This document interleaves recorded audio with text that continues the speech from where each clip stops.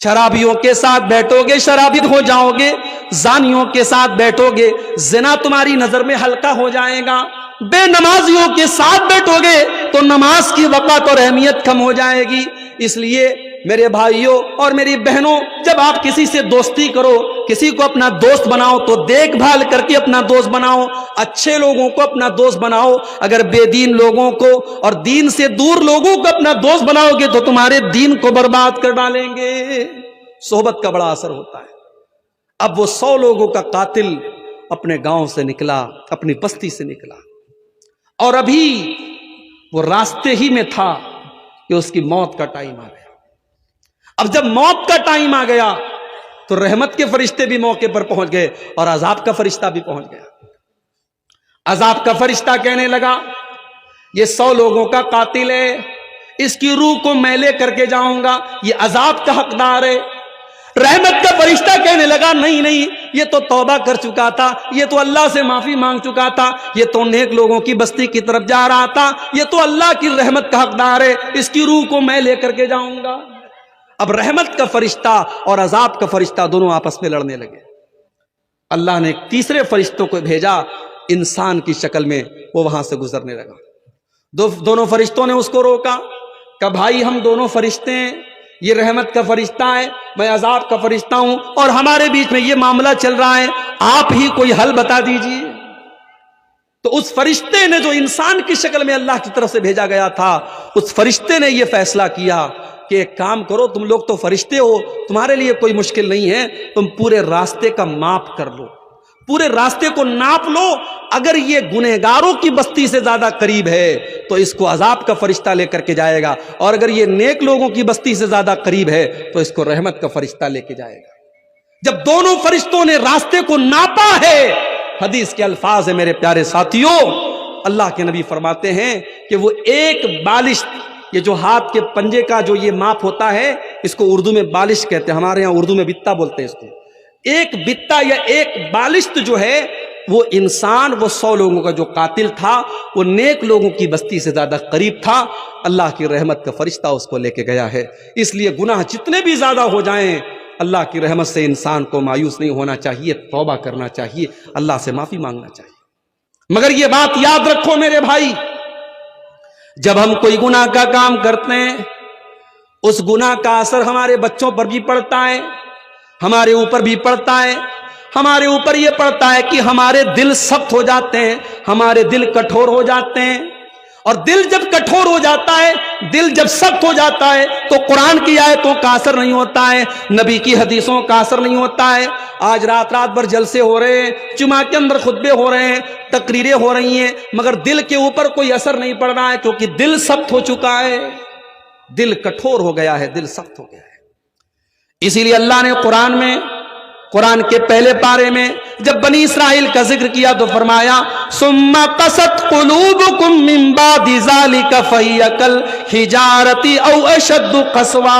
اے یہودیو، تم نے اللہ کو اتنا ناراض کیا، تم نے اللہ کو اتنا ناراض کیا کہ گناہ کرنے کی وجہ سے تمہارے دل سخت ہو گئے، اور اتنے سخت ہو گئے فہی کالحجارۃ او اشد قسوا، تمہارے دل تو پتھروں سے بھی زیادہ سخت ہو گئے، دل کٹھور ہو گیا ہے ہمارا۔ تقریریں سن رہے ہیں ہم، مگر دل کے اوپر اثر نہیں پڑ رہا ہے۔ ہم بیان سن رہے ہیں، ہم قرآن کی آیتیں سن رہے ہیں، مگر دل کے اوپر اثر نہیں ہو رہا ہے۔ تو دل کو اگر سختی سے بچانا ہے تو گناہ سے بچنا پڑے گا میرے بھائی۔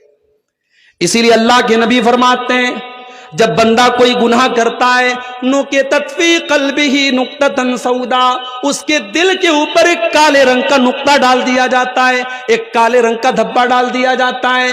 اگر بندہ توبہ کر لیتا ہے، اگر بندہ اللہ سے معافی مانگ لیتا ہے، وہ کالے رنگ کا دھبا مٹا دیا جاتا ہے، اور اگر بندہ دوبارہ وہ گناہ کرتا ہے، وہ کالے رنگ کے دھبے اور بڑھتے چلے جاتے ہیں، حَتَّى تَعْلُوَ قَلْبَهُ، یہاں تک کہ اس کے پورے دل کے اوپر چھا جاتے ہیں۔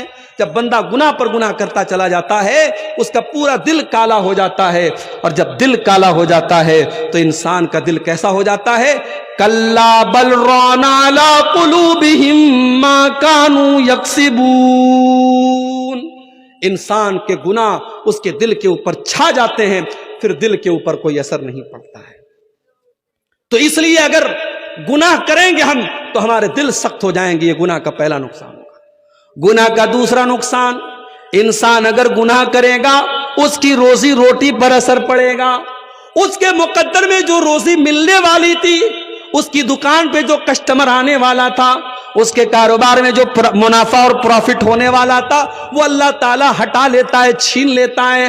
ان العبد لیحرم الرزق بذنب یصیبہ، بندہ اپنے گناہ کی وجہ سے اپنی روزی روٹی سے محروم کر دیا جاتا ہے. انسان کی روزی روٹی پر اثر پڑتا ہے. اسی لیے اگر انسان نیکی کا راستہ اختیار کرے گا، تقوی کا راستہ اختیار کرے گا، تو اللہ اس کو روزی روٹی کے دروازے بھی اس کے لیے کھول دے گا. وَمَن يَتَّقِ اللَّهَ يَجْعَل لَّهُ مَخْرَجًا وَيَرْزُقْهُ مِنْ حَيْثُ لَا يَحْتَسِبُ، جو اللہ سے ڈرے گا اللہ تعالیٰ اس کے لیے ضرور کوئی نہ کوئی راستہ نکالے گا اور اللہ وہاں سے روزی دے گا. انسان سوچ بھی نہیں سکتا کہ کہاں سے روزی آ رہی ہے. روزی کے راستے کھول دے گا اللہ تعالیٰ. آج ہمارا نوجوان کہتا ہے شیخ صاحب نوکری نہیں مل رہی ہے، شیخ صاحب بزنس کر رہے ہیں. ابھی ہمارے ایک دوست آئے بنارس میں، میرے گھر پہ ملنے کے لیے آئے، بولے شیخ صاحب جو بزنس میں کرتا ہوں لاس ہو جاتا ہے، جو کاروبار کرتا ہوں نقصان ہو جاتا ہے. مجھے لگ رہا ہے کسی نے میرے کاروبار پر جادو کر دیا ہے، میرے بزنس پر بندش کر دی ہے. مجھے لگ رہا ہے میرے کاروبار کو کسی نے روک دیا ہے. تو میں نے ان کو سمجھایا، میں نے کہا پہلے آپ غور کیجئے، کہیں ایسا تو نہیں کوئی گناہ کا کام ہو رہا ہے گھر کے اندر، کوئی اللہ کو ناراض کرنے والا کام تو نہیں ہو رہا ہے. اگر انسان گناہوں کی دنیا میں اور گناہوں کے دلدل میں اگر پڑا ہے، گھر میں زنا ہو رہا ہے، گھر میں بے حیائی ہو رہی ہے، گھر میں گانا بج رہا ہے، گھر میں اللہ کو ناراض کیا جا رہا ہے، تو آپ کے بزنس پر اور آپ کے کاروبار پر اس کا برا اثر پڑے گا میرے بھائی. کیونکہ اللہ کے نبی فرماتے ہیں ان العبد لیحرم الرزق بذنب یصیبہ، بندہ اپنے گناہ کی وجہ سے اپنی روزی سے محروم ہو جاتا ہے. اور اللہ تعالیٰ کا کلام سچا ہے، اللہ کبھی جھوٹ نہیں بولتا. اللہ نے قرآن میں فرمایا وَلَوْ أَنَّ أَهْلَ الْقُرَىٰ آمَنُوا وَاتَّقَوْا لَفَتَحْنَا عَلَيْهِمْ بَرَكَاتٍ مِّنَ السَّمَاءِ وَالْأَرْضِ، اگر یہ بستی والے، اگر یہ گاؤں والے، اگر یہ ایمان والے بن جائیں، یہ اگر متقی اور پرہیزگار بن جائیں، تو ہم آسمان و زمین کی برکت کے دروازے ان کے اوپر کھول دیں گے، برکتوں کے دروازے کھل جائیں گے. میرے بھائی صحابہ کو دیکھو، صحابہ نے چھوٹا چھوٹا بزنس کیا تھا. ابھی ممبئی سے میرے پاس فون آیا، 28 تاریخ کو میرا پروگرام ہے ممبئی میں، وہاں سے فون آیا مولوی صاحب اگر آپ کو موقع ملے تو ذرا بزنس اور تجارت پر بولیے گا. آج ہماری قوم کے لوگ تجارت میں بہت پیچھے ہے، تھوڑا بزنس اور تجارت پر بولیے گا. میرے بھائیوں بزنس میں بڑی برکت ہے، تجارت میں بڑی برکت ہے.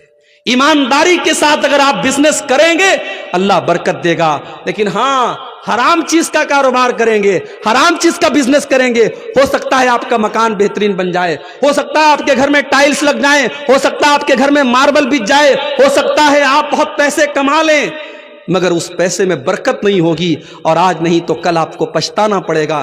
اس لیے جب بزنس کرو تو پتا کرو میں جو بزنس کرنے جا رہا ہوں یہ صحیح ہے کہ نہیں ہے، یہ حلال ہے کہ نہیں ہے. آج ہماری پرابلم یہ ہے ہم بزنس جب کرنے لگتے ہیں، بزنس شروع کر دیتے ہیں، اس کے بعد ہم مولوی صاحب سے پوچھتے ہیں مولوی صاحب یہ بزنس میں نے شروع کر دیا ہے، یہ صحیح ہے کہ نہیں ہے. اب ہم مولوی صاحب سے فتویٰ نہیں پوچھ رہے ہیں، ہم مولوی صاحب کے منہ سے اگلوانا چاہتے ہیں کہ مولوی صاحب کہیں سے کوئی راستہ نکال دے کہ یہ صحیح ہے. اگر مولوی صاحب نے کہہ دیا نہیں یہ غلط ہے تو ہمیں لگے گا یہ مولوی تو ہمارا دشمن ہے، یہ تو ہمارے کاروبار کے پیچھے پڑا. ہم دوسرے مولوی کو پکڑیں گے، تیسرے مولوی کو پکڑیں گے، اور ہم کوشش کریں گے کہیں سے ہمارے من کی بات نکل جائے. ہم فتویٰ کم پوچھتے ہیں اور مولوی کے منہ سے اپنے من کا جواب نکلوانے کی زیادہ کوشش کرتے ہیں. میرے بھائی اگر آپ ایماندار ہوتے تو کاروبار شروع کرنے سے پہلے آپ مولوی صاحب سے پوچھتے مولوی صاحب میں یہ کاروبار کرنا چاہتا ہوں، یہ صحیح ہے کہ نہیں ہے، یہ جائز ہے کہ نہیں ہے. اسی لیے حضرت عمر فاروق جب مدینہ کے مارکیٹ میں جاتے تھے تو صحابہ سے کہتے تھے ہمارے مارکیٹ میں وہی کاروبار کرے گا جو حلال حرام کو جانتا ہے، جو جائز ناجائز کو جانتا ہے، جو صحیح اور غلط کو جانتا ہے، وہی کاروبار کرے گا، ہر کوئی کاروبار نہ کرے. میرے بھائی کاروبار میں بڑی برکت دی اللہ تعالیٰ نے.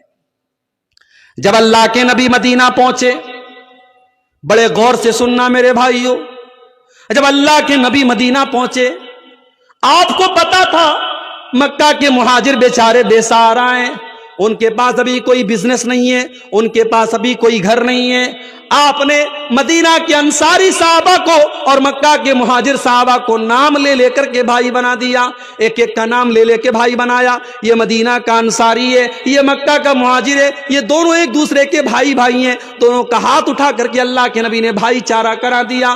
حضرت عبد الرحمن ابن عوف جو مکہ میں بزنس کیا کرتے تھے، تجارت کیا کرتے تھے، اپنی سارے بزنس کو چھوڑ کر کے وہ بیچارے خالی ہاتھ آئے تھے، اللہ کے نبی نے ان کو حضرت سعد بن ربی کا بھائی بنا دیا۔ حضرت سعد بن ربی آئے اپنے بھائی کے پاس، کہا عبد الرحمن آپ میرے بھائی ہیں، نبی نے آپ کو میرا بھائی بنایا ہے، اے عبد الرحمن یہ میرا گھر ہے، آج سے میں 2 حصے کر دیتا ہوں، آدھا آپ لے لیجیے آدھا میں لے لیتا ہوں۔ یہ سگے بھائی نہیں تھے، نبی کی زبان سے بس نبی نے بھائی بنا دیا۔ آج تو انسان اپنے سگے بھائی کا حق مارنے کو تیار ہے، اپنی سگی بہن کا حق مارنے کو تیار ہے۔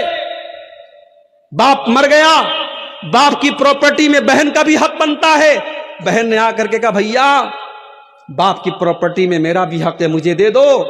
بھائی نے بڑے غصے میں کہا تیری شادی ہوئی تھی، 2 لاکھ روپے کا خرچ آیا تھا، 3 لاکھ کا خرچ آیا تھا، زیور میں نے بنوایا تھا، جہیز کا انتظام میں نے کیا تھا، اگر تو مجھ سے اپنے باپ کا ترکہ مانگتی ہے تو چلی جا، آج کے بعد بھائی بہن کا کوئی رشتہ نہیں رہے گا۔ بہن نے حق مانگا نہیں کہ بھائی نے بہن سے رشتہ توڑ دیا۔ میرے بھائیوں، اسلام نے یہ حق دیا ہے بہن کو، اللہ نے یہ حق دیا ہے بہن کو۔ باپ کی پراپرٹی میں جیسے بیٹے کا حق ہے ویسے بیٹی کا حق ہے۔ آپ کے چہرے پر ماشاءاللہ بڑی لمبی لمبی داڑھی ہے، آپ کی پیشانی پر سجدے کا نشان ہے، اور آپ اپنی بہن کا حصہ اگر ڈکار گئے ہیں اور اپنی بہن کا حصہ کھا گئے ہیں تو کل قیامت کے دن اللہ کی بارگاہ میں جواب دینے کے لیے تیار رہیے گا۔ اللہ کیا پوچھا جائے گا، تو نے اپنی بہن کا حق کیوں مارا، تو نے اپنی بہن کا حصہ کیوں اس کو کیوں کھا گیا تھا۔